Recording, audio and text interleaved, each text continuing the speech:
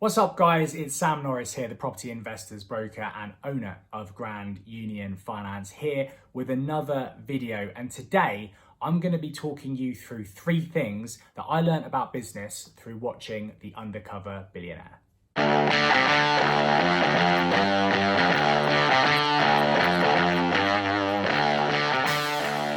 Property is about patience.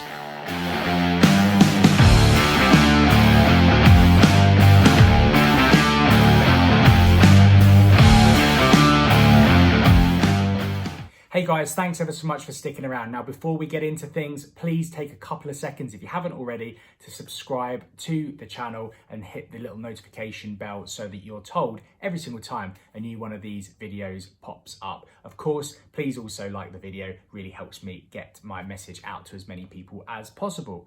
Now, today's video is a little bit different. I'm not talking about property finance as I usually am. I'm talking about business and, more importantly, what business is like as an undercover billionaire. Now, this week, the new series of Undercover Billionaire was released. This is the second series where 3 entrepreneurs this time are trying their luck at building a $1 million business in just 90 days. But I want to take this as an opportunity to go back to the first series and talk about 3 particular things that I learned about business from watching that series way back in 2020. Now, just to give you a quick overview of what the series is all about, this first series, which is available on the Discovery Channel at the moment, featured Glenn Stearns, who is a self-made billionaire. He built a bank in the US pretty much from scratch, and he believed that the American dream was still alive and that normal people could do amazing things in business, and in so doing put himself up to a challenge of building a $1 million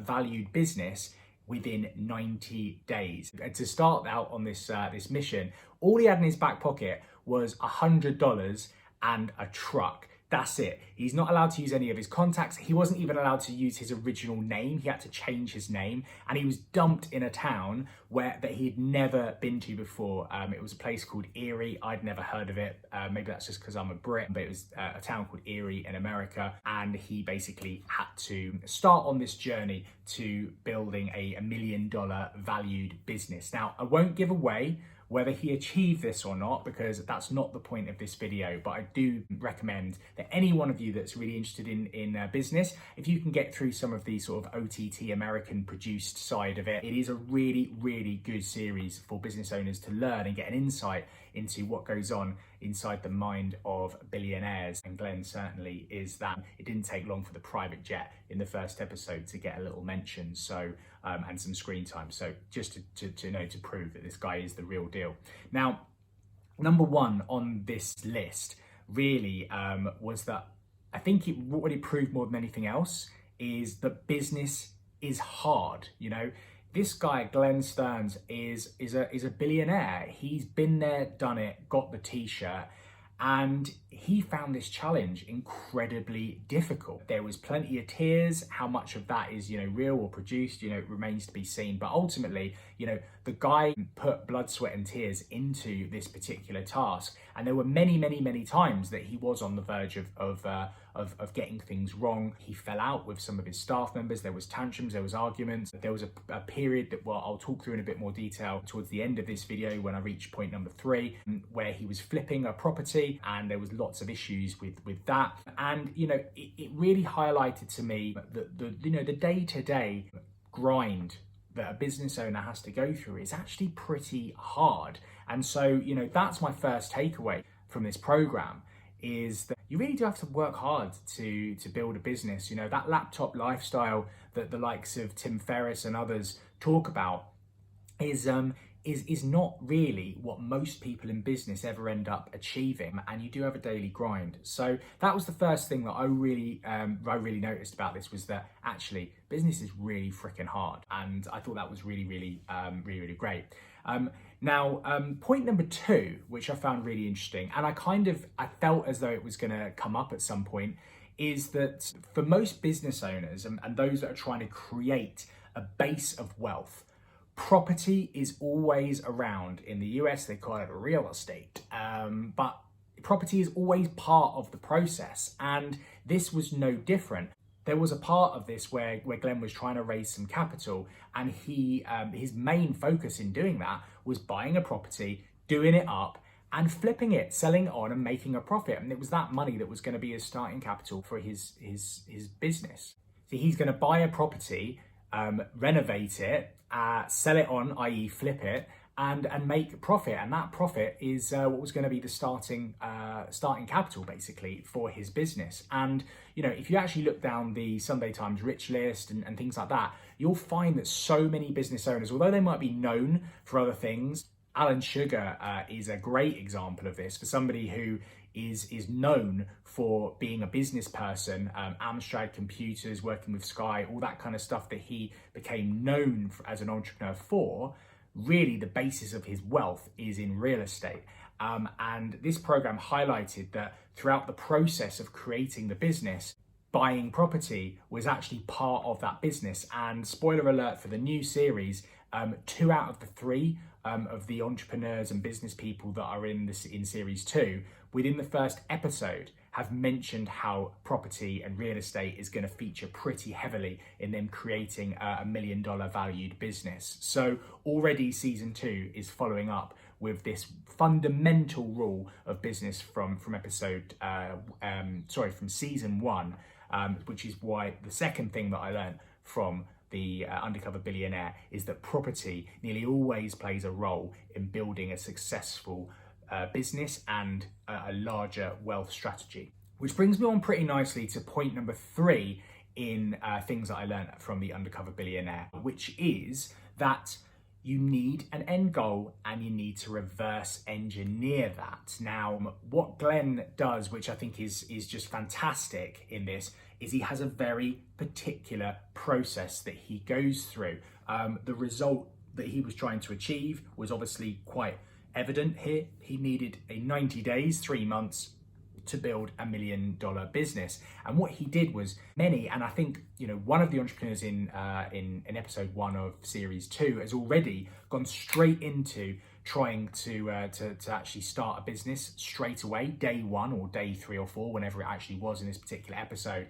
And what Glenn did in the first series is not do that. Of course, there's the brainstorming element, what we're going to do, thinking of ideas, all that kind of stuff. But actually, day 1 of starting the business wasn't till probably well into month 2.